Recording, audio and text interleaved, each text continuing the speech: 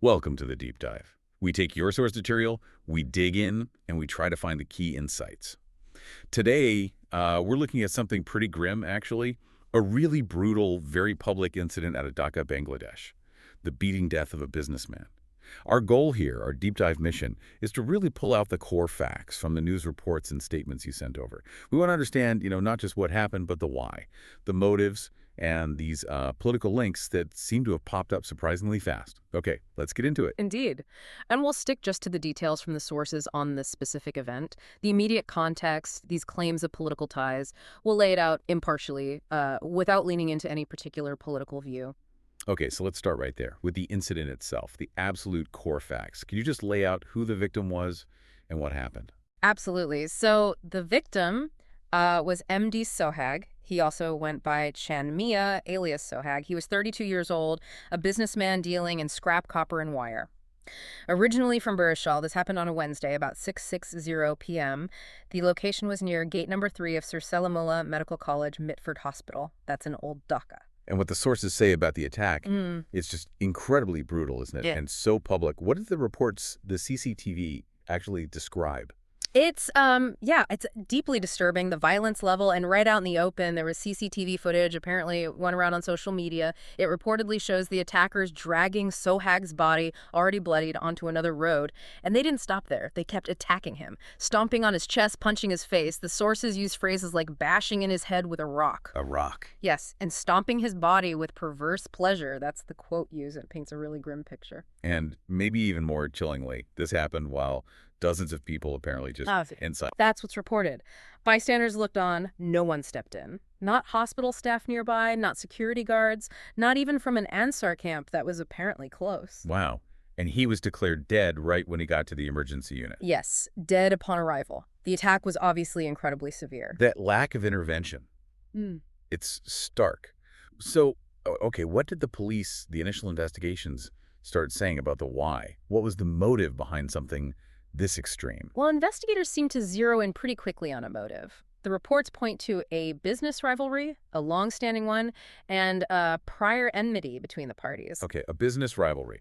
Sohag ran a business, Sohana Metal. That's right. And he reportedly had quite a strong hold on the, let's say, the illicit copper wire and scrap trade around Mitford. These kinds of high stakes, maybe less regulated trades, they can breed really fierce competition. And here, it seems it just exploded into violence. And this is where it gets really specific, right? The sources name names. Rivals like Mahmudul, Hossain, Mohin, and Sarwar, Hossain, Titu.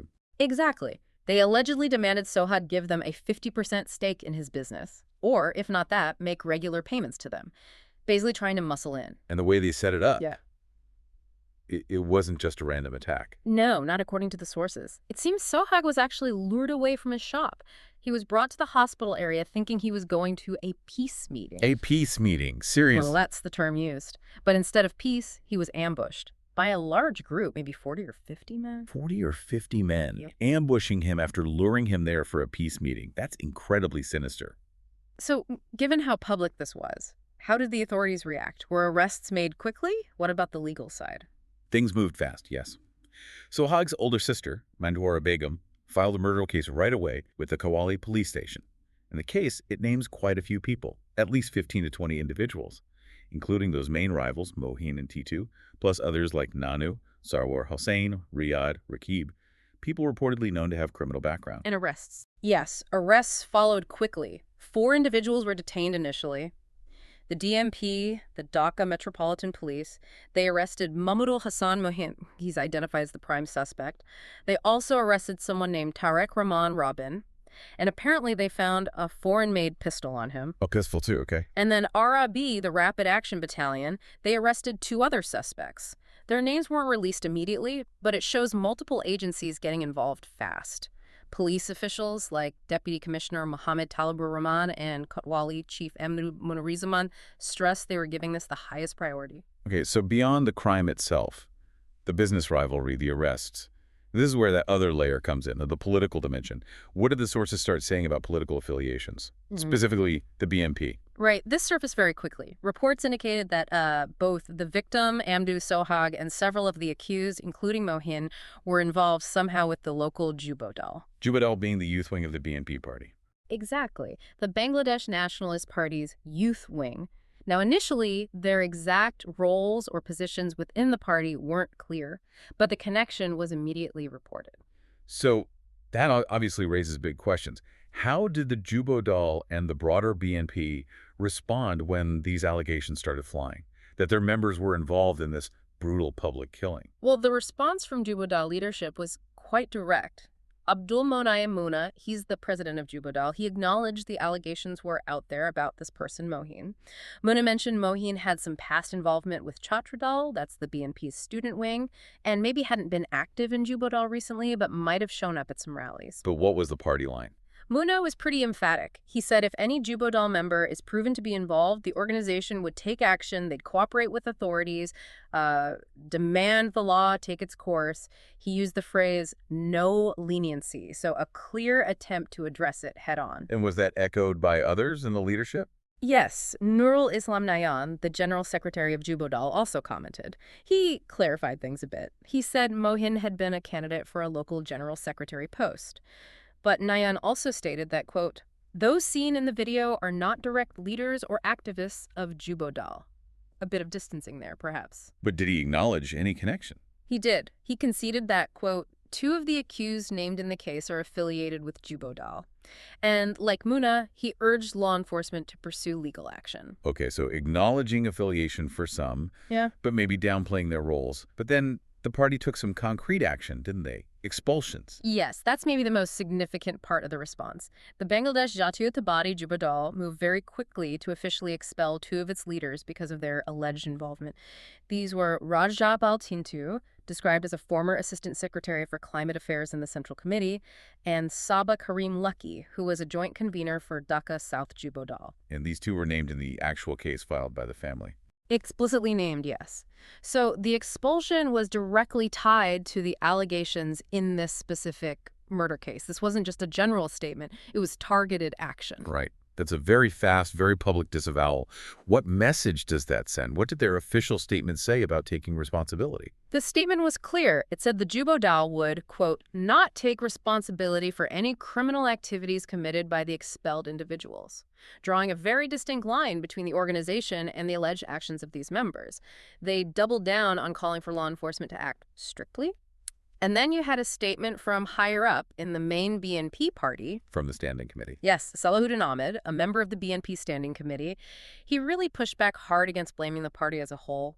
He called it dirty politics to link the BNP to isolated incidents like this. He framed it as malicious political maneuvering.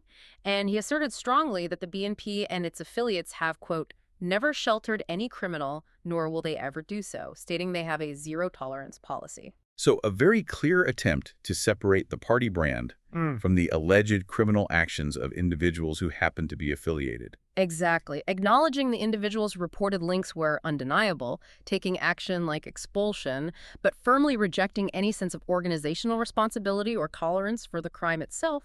That's the picture painted by the sources. Okay, so this deep dive, looking just at the sources on this specific killing of MD Sohag in Dhaka, it really lays bare a complex, frankly chilling mix of things. You've got what looks like a criminal business dispute, incredibly brutal public violence, and then these immediate tangled political connections. Absolutely. We see how that business rivalry apparently boiled over into this horrific public assault, and then how the political group implicated, the Jubodal, responded pretty rapidly. They acknowledged some individuals were affiliated, but also took steps to expel members and strongly denied any organizational responsibility. The details are stark. The violence, the public setting, the fact that bystanders reportedly did nothing, and then the speed of the political reaction. It really gives you a snapshot of some of the difficult dynamics at play there. It really does. It shows how a single localized incident, even one rooted in something like a business feud, can immediately spiral into involving political organizations and trigger these very public responses and denials.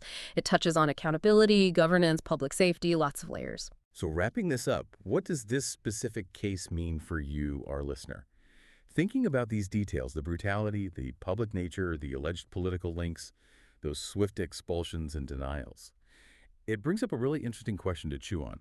When you have these situations where private conflicts, like a business dispute, violently spill into the public square and they intersect with political party affiliations, What does that really tell us about accountability?